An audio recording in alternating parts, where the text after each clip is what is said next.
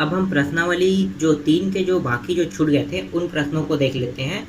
तो वहाँ से स्टार्ट करते हैं जहाँ से छूट गया था। तो प्रश्न क्रमांक 5 से चालू करेंगे, यहीं से छूटा हुआ था। तो प्रश्न क्रमांक 5 है, सरल रेखा 5x प्लस 6y बराबर 7 को y बराबर mx प्लस c के रूप में लिखिए तथा रेखा की ढाल तथा y अक्ष से अंतःखंड ज्ञात कीजिए। हमें क्या ज्ञात करना है? y अक्ष से अंतःखंड ज्ञात करना है और रेखा की ढाल, मतलब रेखा की ढाल भी ज्ञात करना है और साथ ही साथ अंतःखंड भी ज्ञात करना है। ठीक है, तो अब यहाँ पे देखेंगे हमारे पास जो दिया है उसको ले लेते हैं। तो यहाँ पे आप लिखो, ठीक है, दिया है क्या क्या राशि दिया हुआ है, जो जो दिया है उसी को देखेंगे। तो यहाँ पे आप देखो कि यहाँ पे 5x दिया है प्लस 6y बराबर कितना दिया हुआ है? बराबर 7। ठीक है, इसको हम मान लेते हैं पहला समीकरण। उसके बाद दूसरा क्या दिया हुआ है? y, ठीक है, y बराबर mx प्लस c, दूसरा राशि ये दिया हुआ है, इसको हम मान लेते हैं दूसरा समीकरण। ठीक है, ये पहला समीकरण है, ये दूसरा समीकरण है। अब क्या करेंगे, पहला जो समीकरण है, इस पहले समीकरण को देखो, इस पहले समीकरण को क्या करेंगे, पहले समीकरण को लेने पर यहाँ पे लिखो समीकरण 1 को लेने पर, ले रहे हैं तो यहाँ पे लिखो 5x प्लस 6y बराबर 7। ठीक है, अब यहाँ पे देखो y यहाँ पे अकेला है, तो y वाला अकेला है, तो यहाँ पे देखो y वाला कौन सा मान है? 6y, 6y है, तो 6y को यहाँ पे ले लो, तो 6y अकेला कर लेते हैं, फिर बराबर लिखते हैं, उसके बाद 7 लिखो और ये कहाँ पे चला जाएगा? उस पक्ष में, उस पर जाने पर ये क्या हो जाएगा, जो प्लस में था वो माइनस में हो जाएगा, तो 5x हो गया। फिर यहाँ पे देखो जो 6y है इसके साथ क्या है, यहाँ पे देखो समीकरण 2 में y बस अकेला है, पर यहाँ पे 6y है तो इसको भी अकेले करेंगे, तो इसको अकेले कर देते हैं, तो y बराबर, अब ये कहाँ पे जाएगा, ये तिरिया गुणा होके नीचे आ जाएगा, तो 7 माइनस 5/x। अब ये दोनों को भाग करेगा, ठीक है, दोनों को भाग करेगा। अभी हम इसको लिख देते हैं इस तरह से, दोनों को ये भाग दे रहा है। ठीक है, और इसको कैसे लिख सकते हैं, तो y बराबर, ठीक है, 7/6 माइनस 5x/6। देखो अब दोनों को भाग कर रहा है, ये साथ साथ दोनों को भाग कर रहा था, लेकिन अगर नीचे में है तो इसको हम दोनों को अलग अलग भाग दे सकते हैं, बिल्कुल दे सकते हैं। ये लघुत्तम विधि वाला प्रश्न जैसे है। ठीक है, लघुत्तम जैसे निकालते थे तो दोनों को एक कर लेते थे, अब जब अलग कर रहे हैं तो दोनों को अलग भी कर सकते हैं नीचे वाले मान को, उसी तरह से ये दोनों अलग हो गया है। ठीक है, अब आगे क्या करेंगे, y बराबर, ठीक है, क्रम नियम लगाएंगे। क्रम बदलने पर किसमें क्रम बदलेंगे, तो देखो ये वाला जो है पहले x वाला पहले होना चाहिए था, देखो यहाँ पे देखो x वाला पहले है, उसके बाद अचर राशि c है, तो उसी तरह से क्या करेंगे, जो चर वाला है उसको आगे रखेंगे, इसको पीछे, तो इसको कहते हैं क्रम बदलन विधि। ठीक है, क्रम बदलने पर, तो यहाँ पे लिख लो क्रम बदलने पर। ठीक है, मैं छोटा सा लिख रहा हूँ, क्रम बदलने पर, तो क्रम बदलेंगे, तो क्रम बदलने से कोई मान में परिवर्तन नहीं होता, जैसा था वैसा ही रहेगा, चाहे वो माइनस रहे चाहे प्लस रहे। ठीक है, प्लस प्लस में रहेगा, माइनस माइनस में रहेगा, क्रम बदलने पर। ठीक है, तो क्रम बदल रहे हैं तो जगह क्या हो रहा है, परिवर्तन हो रहा है। ये जगह जो इसका जगह है, ठीक है, ये 7/6 का जगह है, वो हो जाएगा माइनस 5x/6 की जगह, और जो माइनस 5x/6 है उसकी जगह में क्या आ जाएगा, 7/6 आ जाएगा। तो दोनों को बदल देते हैं, तो ये माइनस 5x/6, ठीक है, फिर प्लस, जो ये प्लस में है उसको प्लस में ही लिखेंगे। देखो कोई भी चिन्ह में कोई परिवर्तन नहीं हुआ, ये हो गया।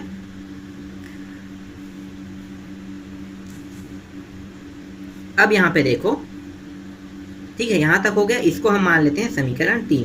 अब समीकरण 1 जो है अपडेट होके क्या बन गया, समीकरण 3। ठीक है, अब समीकरण 1 से हमें कोई लेना देना नहीं, क्यों, क्योंकि समीकरण 1 का परिवर्तन रूप क्या प्राप्त हो गया, हमें समीकरण 3 के रूप में प्राप्त हो गया। तो हम क्या करेंगे, सिर्फ 2 और 3 को लेकर हल करेंगे। तो यहाँ पे लिखो समीकरण 1 और समीकरण 2 की तुलना करने पर, समीकरण 2 की, सॉरी ये कितना है, 2 होगा और ये होगा 3। ठीक है, एक अपडेट कर लिए हैं, तो अपडेट किए हैं, तो हमारे पास क्या बचा, 2 और 3। तो समीकरण 2 और 3 की तुलना करने पर, ठीक है, 2 और 3 की तुलना करेंगे। तो समीकरण 2 और 3 की जब हम तुलना करेंगे, तो तुलना मतलब क्या होता है, एक प्रकार से भाग जैसे होता है। एक संख्या में समीकरण 2 में हम 3 को मान लो भाग दे रहे हैं, इस प्रकार से होता है। ठीक है, सेम वैसे ही भाग जैसे।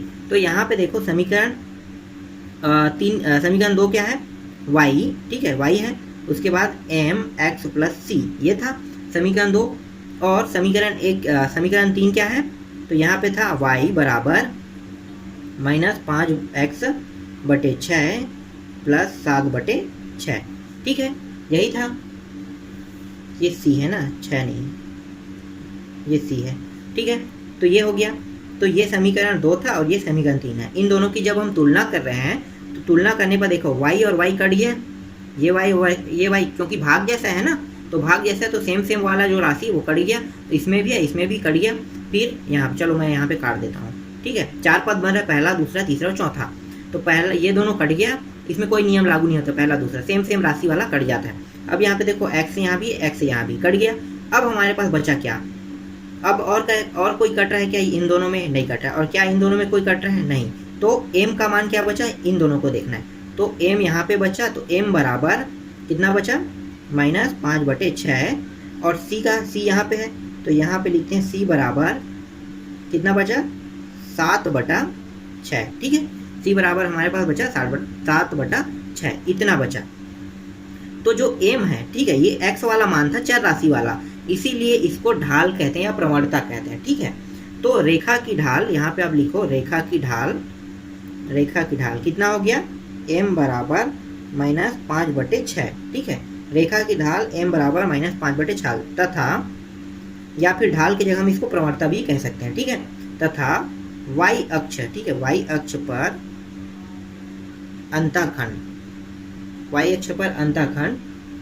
अंतःखंड कितना प्राप्त हुआ हमें, c बराबर देख लो, c बराबर -7 बटे 6, ठीक है।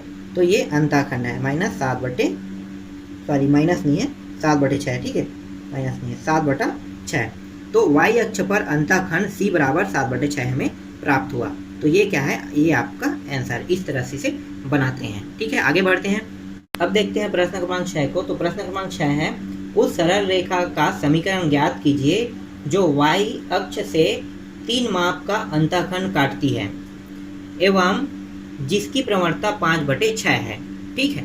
तो जो दिया है उसको पहले लिख लेते हैं। तो हमें क्या निकालना है, सरल रेखा का समीकरण निकालना है इस बार, ठीक है। तो यहाँ पे लिखो आप, दिया है, क्या दिया है कि प्रवणता लिखा है वहाँ पे सबसे नीचे देखो, तो प्रवणता या फिर ढाल, ठीक है। तो दिया है प्रवणता लिख लेते हैं, या फिर ढाल इसी को कहते हैं। प्रवणता बराबर 5 बटे कितना दिया था, 5 बटे 4 है ना। तो प्रवणता बराबर 5 बटे 4 दिया हुआ है। और उसके बाद अंतःखंड कितना मापना है, 3। तो अंतःखंड भी हमारे पास दिया है, तो उसको लिख लो।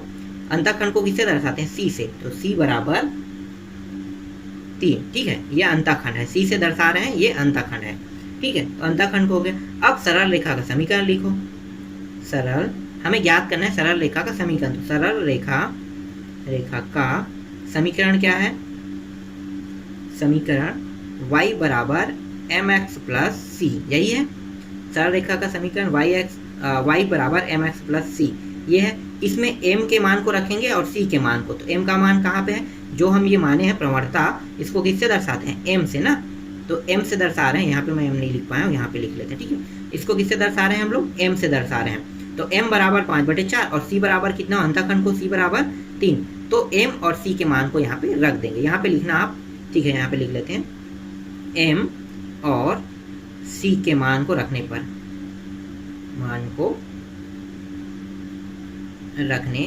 ठीक है। तो m का मान यहाँ पे रख लो, किसमें रखना है, इस समीकरण में। तो y बराबर m का मान कितना है, 5 बटे 4 x, और c का मान कितना है, प्लस c बराबर 3, ठीक है। ये हो गया। अब यहाँ पे देखो नीचे में कितना है, 4 है, ठीक है, नीचे में 4 है। तो हम क्या करेंगे, इस 4 को हटाने के लिए, या हम 4 को, ठीक है, एक आसान तरीका है, इस 4 को हटाने के लिए हम क्या करेंगे, इस पक्ष में भी 4 का गुणा कर देंगे और इस पक्ष में 4 का गुणा ही क्यों कर रहे हैं, भाग क्यों नहीं कर रहे हैं। तो गुणा इसलिए कर रहे हैं क्योंकि अगर हम गुणा करेंगे तो ये ऊपर वाले राशि के साथ जाएगा, ठीक है। गुणा करेंगे तो क्या होता है, हमेशा ऊपर वाले राशि के साथ गुणा होगा, लेकिन भाग करें तो नीचे वाले, मतलब जैसे 4 है तो फिर 4 के साथ भाग हो जाएगा।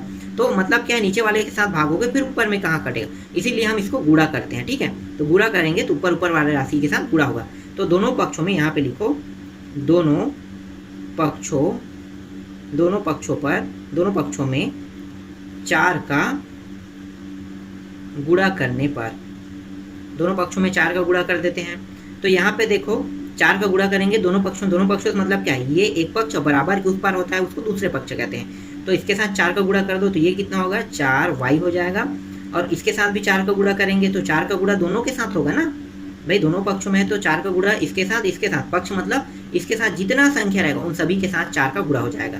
तो पहले कोष्ठक में कर लेते हैं, इसको कैसे लिखेंगे, 5x/4 प्लस 3, ठीक है ऐसे। अब देखो कोष्ठक के अंदर फिर इसको गुणा कर देते हैं, बाकी को यहाँ पे देखते हैं बगल में, ठीक है। तो ये हो गया 4y बराबर 4 का अंदर गुणा करते हैं यहाँ से, तो 5 चौक कितना हो गया 20, या फिर चलो ठीक है बाद में इसको करेंगे क्योंकि कट रहा है तो हम लोग गुणा इसको ऐसे लिख लेते हैं 5x/4, ठीक है। ये कट रहा है इसीलिए लिख रहे हैं, वरना 5 चौक 20 करके बाद में काट सकते थे, ठीक है।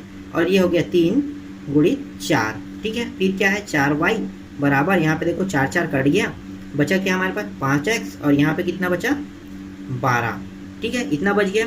अब हम क्या करेंगे, अब हम इसको जो y है इसको एक पक्ष में ला लेते हैं, ठीक है। तो यहाँ से इस पार आ जाएगा तो यहाँ पे क्या बचेगा, y के पास 0, ठीक है। और ये उस पार चला गया तो 5x + 12 - 4y। अब यहाँ पे फिर क्रम परिवर्तन कर लेते हैं, इसको लास्ट में ला लेते हैं, ठीक है। क्यों, क्योंकि ये अचर राशि, ये दोनों चर राशि है, ठीक है। तो चर राशि को एक पक्ष एक तरफ कर लेते हैं और चर को पीछे, तो क्रम परिवर्तन करने पर, ठीक है। और इसको देखो पलट रहे हैं, चलो ठीक है इसको यहीं रहने दो, ये 0 हो तो ये 5x - 4y फिर +12, ठीक है यहाँ तक हो गया।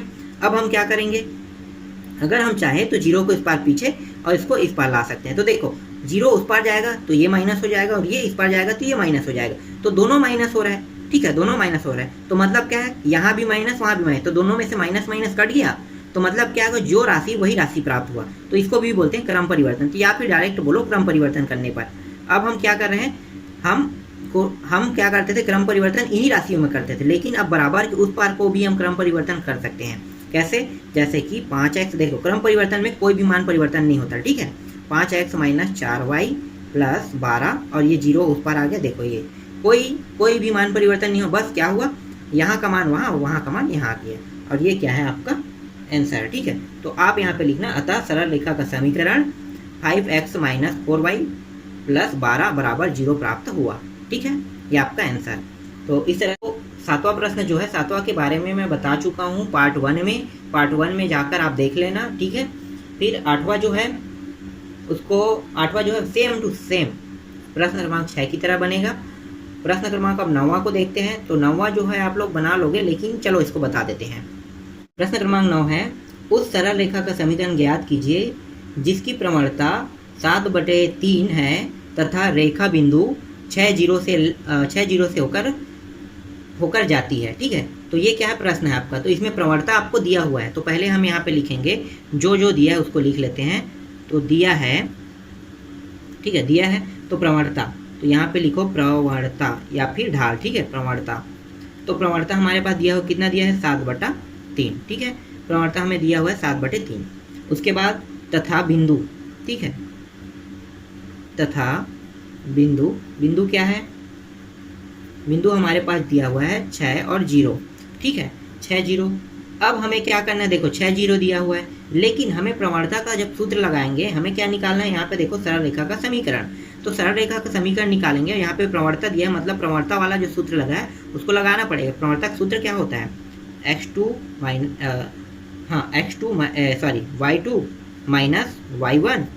x2 - x1, यही होता है।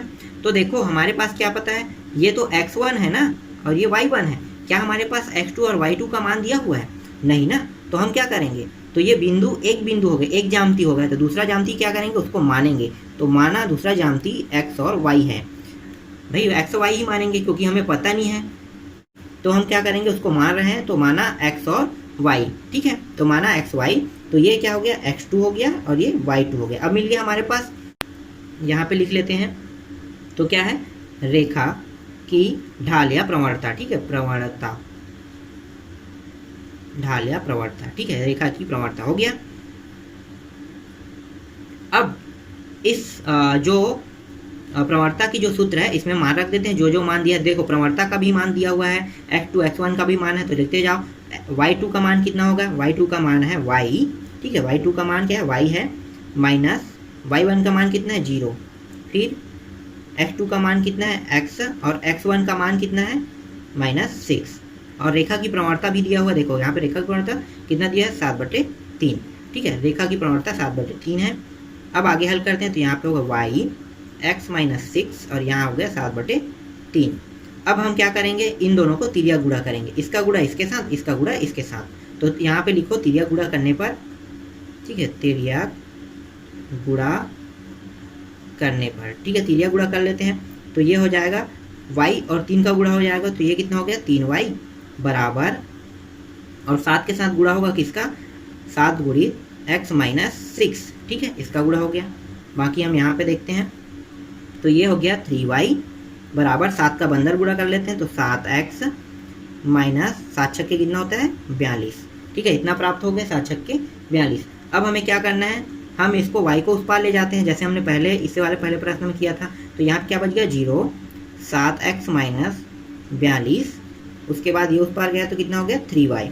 फिर क्रम परिवर्तन कर लेते हैं, तो आपको क्रम परिवर्तन पता चल गया होगा ऐसी स्थिति में। तो ये कितना हो जाएगा 7x फिर माइनस 3y और फिर क्या है -42 और इक्वल 0, ठीक है, यही निकालना था हमें। तो ये क्या है समीकरण है, ठीक है, समीकरण के रूप में प्राप्त हो गया। तो समीकरण यहाँ पे लिखो, समीकरण होगा, ठीक है, ये एक समीकरण है, तो समीकरण अतः यह एक समीकरण होगा, लिख लेना, और ये आपका आंसर हो गया, ठीक है, इस तरह से बन गया। उसके बाद प्रश्न क्रमांक 10वां है, जिसको आप बना के देखना। इससे पहले हमने ऐसे प्रश्नों के बारे में जिक्र भी किया है और बना के भी देखे हैं। मूल बिंदु के बारे में जिक्र किया है, तो मूल बिंदु मतलब क्या होता है 0 0, स्वाभाविक बात है 0 0, तो 0 0 लेके आप हल करना है, बस इतनी है। फिर ये पूरा प्रश्नावली और अध्याय भी खत्म।